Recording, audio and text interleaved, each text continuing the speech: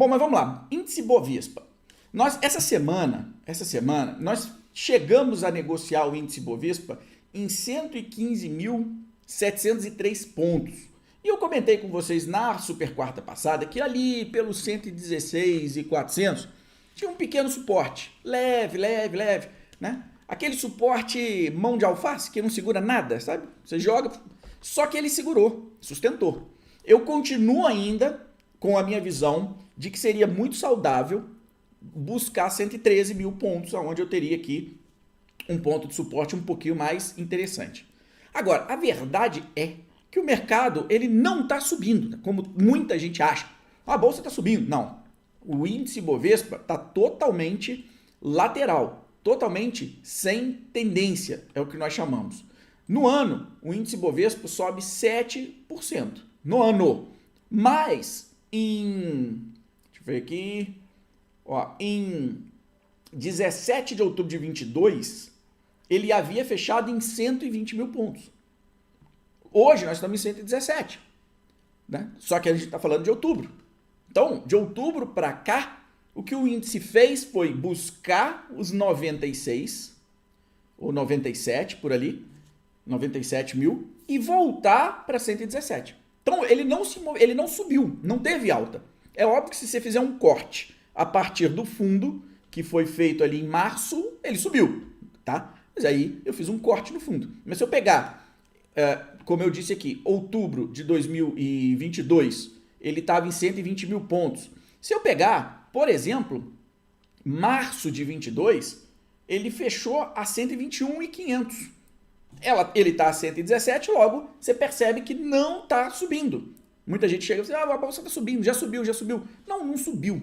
Não subiu nada. Tá a níveis lá de trás. Tá a níveis ali de 2022. Tá? Então, quando você olha e fala assim, 121.500 pontos é uma resistência forte, justamente por quê? Porque ele fez máximas e fechou nesse patamar.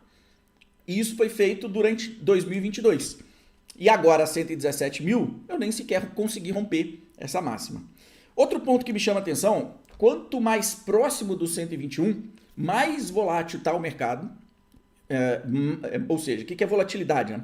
É a variação pelos preços. Por exemplo, tivemos dados dos Estados Unidos bem interessantes hoje, referente a dado de emprego. Isso fez o mercado abrir muito forte, tá? E que há um tempo atrás seria suficiente para jogar ele para cima. E na parte da tarde ele apanhou, ou seja, a gente chama de pesar, ele começou a pesar, ele apanhou e acabou fechando mal. Por que isso, Gustavo? Porque como a gente está muito... Aí uma leitura técnica. Como a gente está muito próximo do 121, né, aí acaba ficando aquela sensação de que, né, há um risco de entrar e a vontade de comprar diminui. Então fica mais fácil do mercado cair. Então você tem, por um lado, algumas notícias positivas, mas por outro, o mercado caindo pesado por conta dessa proximidade aí com a resistência. O que pode acontecer daqui para frente? Eu ainda acho que ir no 113 seria interessante, porém, eu acho que a gente precisa de um gatilho para ir lá. O que é isso, Gustavo? Eu preciso de uma informação negativa, uma notícia ruim, né? Algo que pudesse impactar. Só que quando a gente olha para o horizonte, eu não acho que possa vir coisa ruim. Por enquanto, não no que a gente consegue ver, tá? Por quê? Porque a gente vai ter, possivelmente, queda de Selic, nós vamos ter queda de inflação, tudo isso é positivo para o mercado. Tudo isso é positivo para o mercado de ações. Então, assim, diante do que a gente consegue enxergar, só um fato que a gente não está vendo para trazer com mais força o mercado para baixo. Mesmo porque, apesar da volatilidade, quando ele começa a cair um pouco, ele tem sustentado. Nós já estamos há 1, 2, 3, 4 semanas assim, se sustentando acima dos 116.500 pontos, mais ou menos ali. A gente tem se sustentado. Óbvio que se eu vier com força para baixo do 116,5, aí sim o 113 parece, né, mais claro.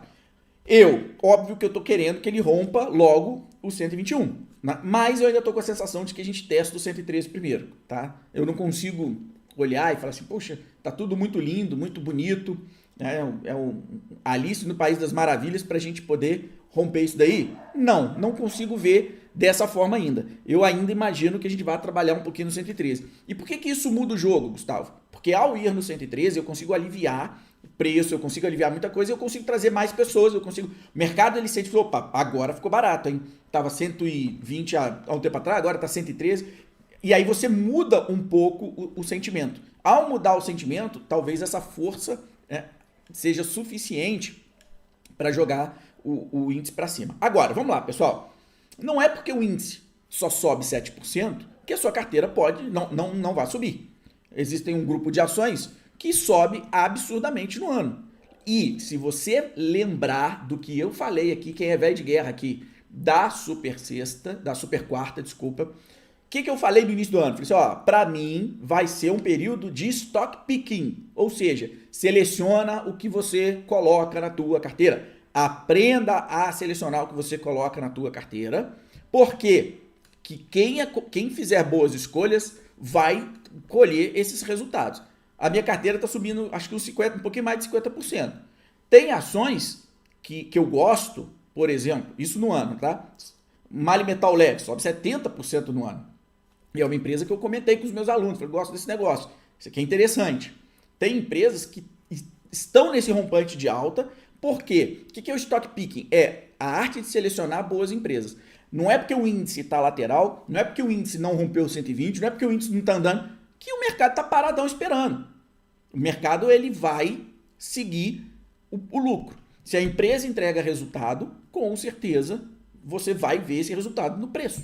Faz parte, tá? Outro ponto para chamar atenção, antes da gente fechar o índice Bovespa, que lembra que eu falei que o mercado não espera, o mercado não espera a decisão da Selic para tomar suas decisões de investimento. Quem faz isso é aquele investidor sardinha, né? É aquele investidor que fica esperando o vídeo no YouTube aparecer para tomar decisão. Até mesmo que alguns YouTubers vão falar para você. Né? Eles vão falar, agora é hora, porque começou a cair a Selic. Vamos lá, então vamos ver números. Quais são os setores mais sensíveis à taxa de juros?